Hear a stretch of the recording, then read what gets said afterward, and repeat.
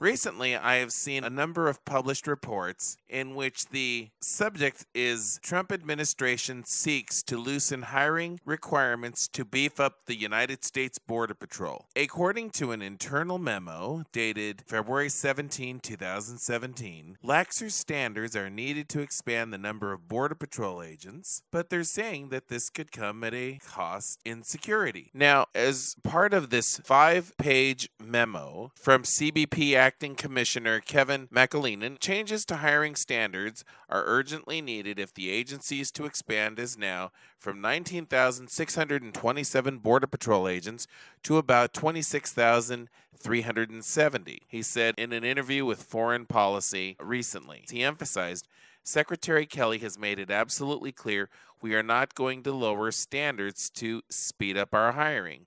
The memo estimates that even with the measures to accelerate hiring, it will take 5 years and cost about $2.2 billion to help fill out CBP's ranks to meet President Trump's quota. Now, there are many people who are talking about a number of aspects that are quoted in the article, saying how they're concerned that lowering standards could allow the influx of less qualified candidates who may be susceptible to corruption, that CBP employees are uniquely targeted by drug trafficking and other transnational organizations, including alien smuggling organizations, also known as human traffickers, seeking out agents they can bribe with money or sexual favors to allow drugs, illegal aliens, and other contraband across the U.S.-Mexico border. We actually lived through this, said Jason Ahern, Deputy CB Commissioner under former President or then President George W. Bush, when the agency doubled in size. When reviewing tens of thousands of applicants, he said, mistakes are inevitable. If you start lowering standards, the organization pays for it for the next decade, 2 or 3. So, they're talking about not only doing the wall, but building up, adding an additional 5,000 Border Patrol agents, 10,000 ICE agents. So they're talking about some serious numbers. But the question is, how are they going to do this? Well, in the same memo, according to this same foreign policy report, McAleenan describes some of the changes CBP is considering, such as waiving the polygraph for some applicants, such as police in good standing, making background investigations less stringent, and easing the entrance exam as making CBP more competitive. Okay? Now, let me add further, hiring more agents officers. CBP has insufficient agents officers to effectively detect, track, and apprehend all aliens illegally entering the United States. The United States needs additional agents and officers to ensure complete operational control of the border. Although the Commissioner of CBP shall, while ensuring consistency in training and standards, immediately begin the process of hiring 5,000 additional Border Patrol agents as well as 500 Air and Marine agents and officers subject to the availability of resources, and take all action necessary to ensure that such agents, officers enter on duty and are assigned to appropriate duty stations, including providing for the attendant resources and additional personnel necessary to support such agents as soon as practicable.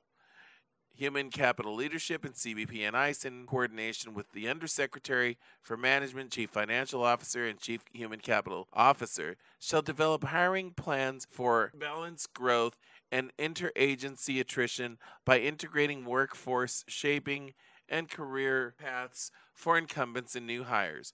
Okay, so, this is what he's saying, which now completely, in my expert opinion, contradicts the McAleenan memo. Now, back a few years ago, and I have done this several times over the years, I met with a number of members of Congress, and the most recent time was in the month of July 2013. I met with congressmen from California, Iowa, Michigan, and Texas. After the meetings, I fired off a white paper per my offer and their request, depending on who, to report in writing with what took place. And the white paper later also became the subject of a New American Magazine feature story published in June of 2014, DHS and Congress in Collusion for Amnesty. And so in one section we addressed, and this is part 3, Internal Affairs sandbagged and fixed investigations. Now, this is directly from my white paper, and I'm going to read some of this. After Congress mandated the hiring of 5,000 to 6,000 new personnel from about 2007 on, CBP recruited heavily among some of the most peculiar places, including minor league hockey arenas, the NASCAR circuit, and not only along the U.S.-Mexico border, but south of the U.S.-Mexico border. In fact, as I recall, they even sought out anchor babies raised in Mexico. Now, this is not only highly questionable given the corruption and knowing how the patrol, or Migra, is so heavily disliked, but it's unconscionable. Why not recruit among a much safer and more fertile pastures such as law enforcement or the armed services? They would provide a safer, stronger, and more fertile recruiting ground for the type of employee agent sought out for years prior to DHS by federal law enforcement. Well, of course, they didn't want that, and the reason they didn't want that is the obvious. If you come in from the military, especially, you're coming in with, your standards about integrity, your standards about honor. And that's not what they wanted under the Bush and Obama administrations at the Department of Homeland Security. And I reported this directly to Capitol Hill for a number of years, considering my sources were coming directly from Homeland Security itself. That concludes part 1 of 2 for this special report. In part 2, I'll compare and tie in parallels to recent history by the Department of Homeland Security, or in this case, CBP, using similar methods that are being proposed today, some of which are really shocking, yet not surprising considering the endless Bush-Obama holdovers.